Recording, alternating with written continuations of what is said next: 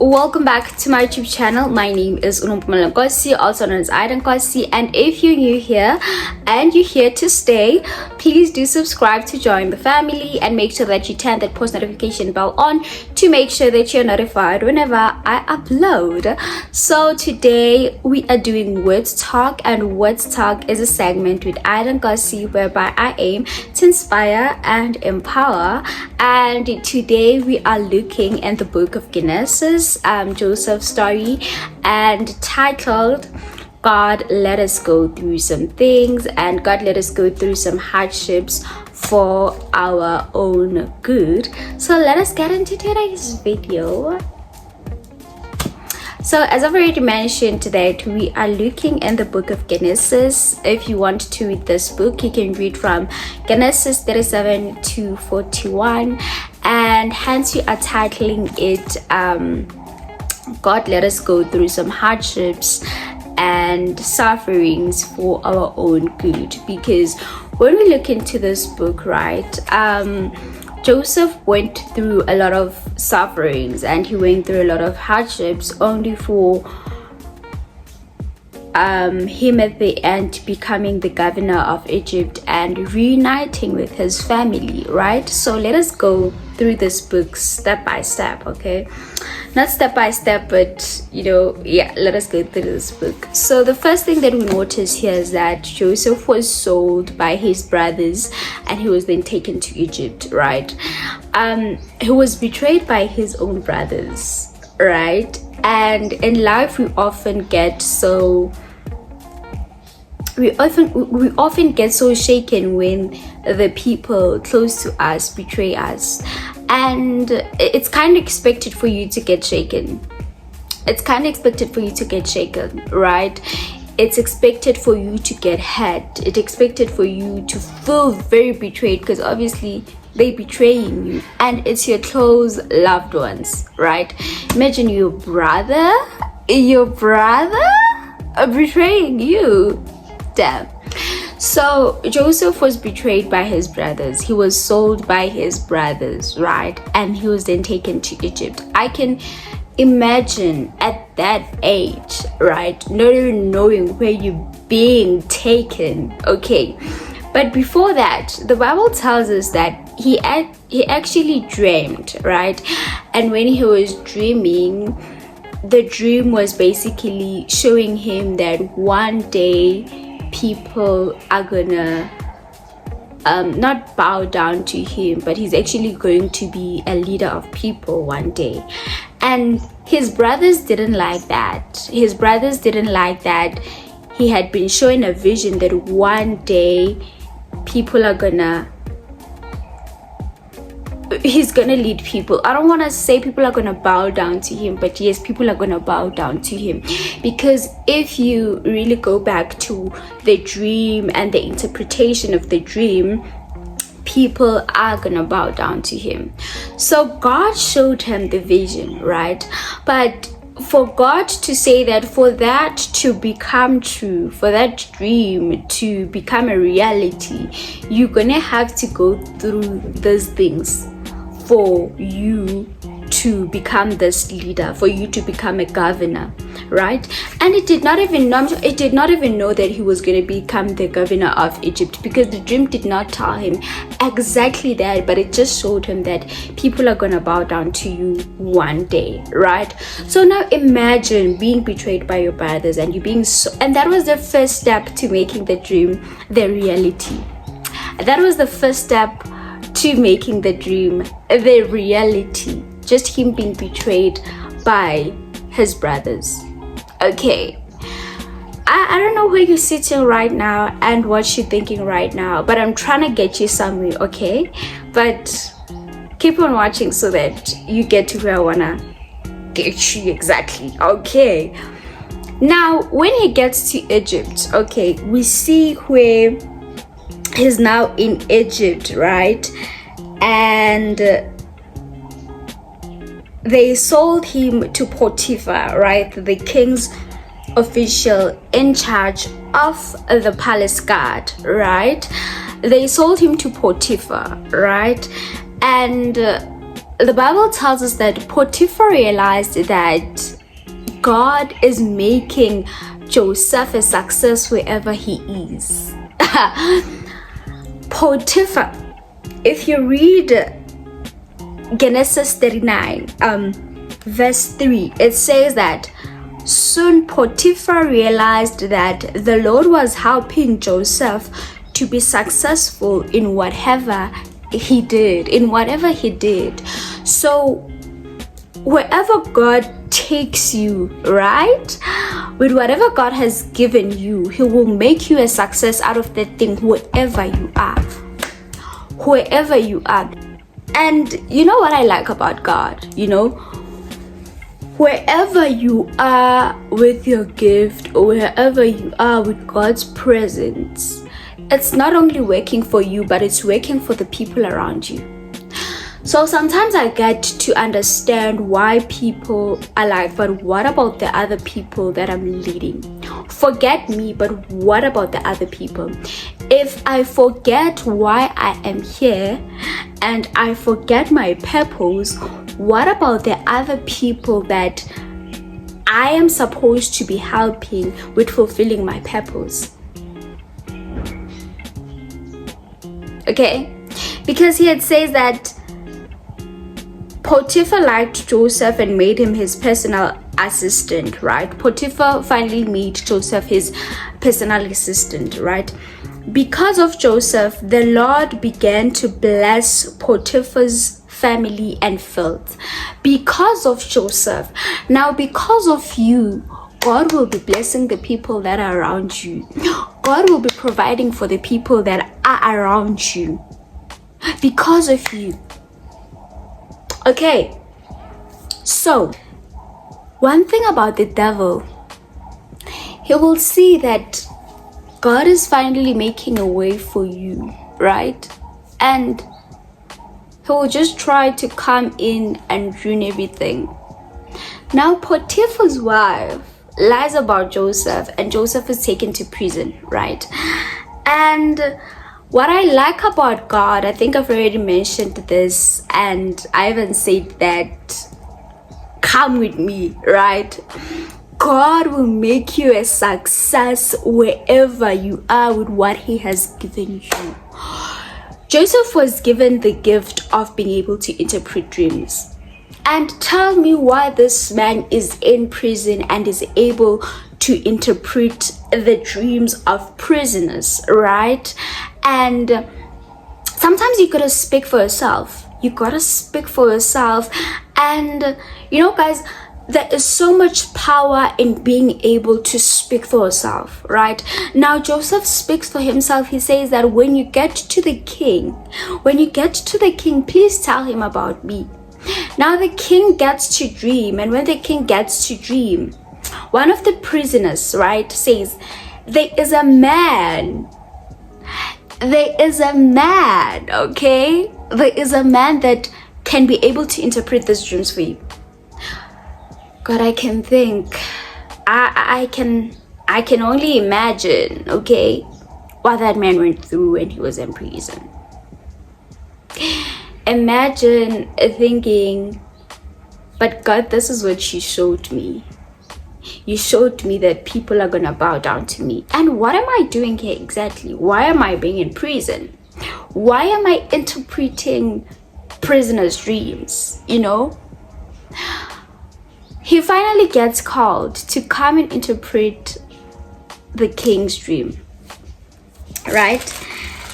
And when he comes and he interprets the king's dream, the king decides that with his officials, right, they like Joseph's plan, because Joseph came with a plan on how people would be able to survive during the famine, right?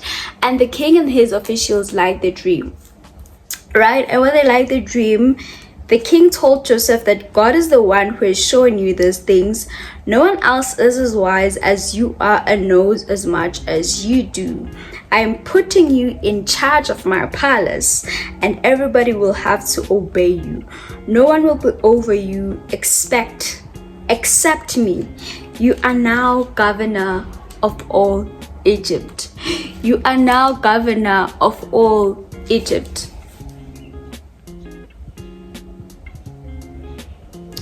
And does not at this point his dream when he was only 17 years old finally make sense at this point, when he had gone through all those things, when his brothers had betrayed him, when Potiphar's wife had lied about him, when he was being imprisoned for something that he did not do for so many years, right? And there's this animated movie of Joseph's story, right? And it gets to a part. It gets to a part whereby he was in prison, right? And when he was in prison, he finally gets to a point of breaking down, and he finally gets to a point of just, giving up. Just giving up, and he asks God, "What have I done to you? What have I done to you to just make me go through this suffering and make me go through this hardships, because I don't deserve this." Maybe you're sitting right there right now and you're just telling yourself that I don't deserve what I'm going through. I've served the Lord for the longest time. I've been obeying the Lord for the longest time, but things are just not working in my favor. Things are just not working in my favor. And what am I supposed to do? What am I supposed to do? Because right now I'm in a place of my suffering and I don't even see myself coming out of it, right? Maybe God brought you there so that he can bring you success in that very same place. Okay? Because if we look, when he names his son, right, his second son, he says that his second son was named Ephraim, which means that God has made me a success in the land where I have suffered. Maybe you don't understand right now why you are going through the things that you're going through. Maybe God gave you the dream, but you just don't see anything. You just don't see any alignment with the dream, right? You're just like, but how? Because this is where I am, and the dream just needs me to be there. When Joseph had dreamed, he was not shown that he was supposed to be the governor of Egypt.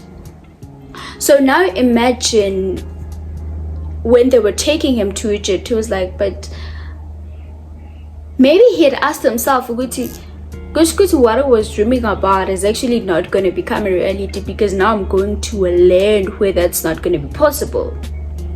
I'm going to a land whereby I'm going to be a slave. And how am I going to be a leader so that people can bow down to me, people can obey me when I'm going to a land whereby I'm going to be a slave?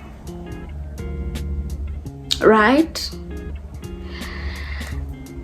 I always say that things in the world, not in the world, but in God's presence, things just work out so funny. And sometimes you just get to ask yourself, but how is this working out? And you just do not understand. But that is I think the amazing thing about our God, is that he's a God of miracles, right? And he just makes the impossible the possible, right? And I just want to highlight this, right? What God has blessed you with will always be yours, right? Because Joseph kept on succeeding on whatever he was doing, wherever he was. So what God has blessed you with, right, will always be yours and will be that one thing that will keep you succeeding wherever you are. I want a story. I'm searching for a story so that I can be able to illustrate this, right? Have you ever been excluded where you thought you belonged to, right? But because the very same people that excluded you from where you thought you belonged know that there is something about you that no one else has. They still get to call you for that assignment when that assignment is due. I don't know how I'm gonna put this. But what God has blessed you with will always be yours and will keep you succeeding wherever you are. It will keep you succeeding wherever you are. You know, it will take you from places to places. Imagine being in the comfort of your home with your family, and you just find yourself suffering for years, and when you think that maybe things are finally settling in, boom, you go to prison and you like stay there, you know, and finally the gift that God has given you, the wisdom that God has given you, finally saves you, right? So it's really not nice. I'm not even trying to romanticize the suffering that we sometimes go through for our own good. It's not good, you know. I'm not even trying to romanticize it, but I'm just saying that hang in there. And how do you hang in there? Faith comes back to this, that sometimes we just gotta bring faith into everything. Just bring faith and hope in everything. You know, when you have faith towards that, God has showed me the dream and it's gonna be a reality, okay? Because He's not a God that does not keep His promises. He's a God that keeps His promises. So wherever you are, God has blessed you with something, and that will be something that will be always yours, and it will bring you prosperities. It will set you free, and it will set you free, and it will bring you prosperities. I really hope we can just learn some principles from this story so that we can be able to mature our faith, right? And guys, you know, carrying the cross is not the easiest thing. Carrying the cross, truthfully so and honestly so, is not the easiest thing. It required Joseph, when he was carrying his cross, you know, he never gave his cross up. You know, he continued to carry it until he became the governor. So what is this saying to you? How does this speak to you? You know, maybe you're already in, like, you've already given up your cross, or you were ready to do so, and this was just to come and remind you that keep on carrying on your cross, you know.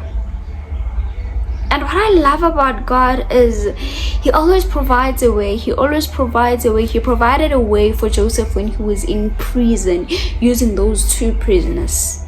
He provided a way for him, you know.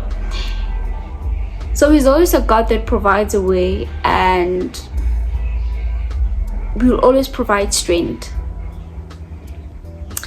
because He will always provide strength. Oh man. Guys, let's just end it right here. Anyway, I hope you enjoyed today's Words Talk, and I hope you learned something from today's talk. and see you on the next one. Please don't forget to subscribe, like, comment, and share. Remember that God loves you, and He's an amazing God. Okay, is an amazing God. Bye guys, love you.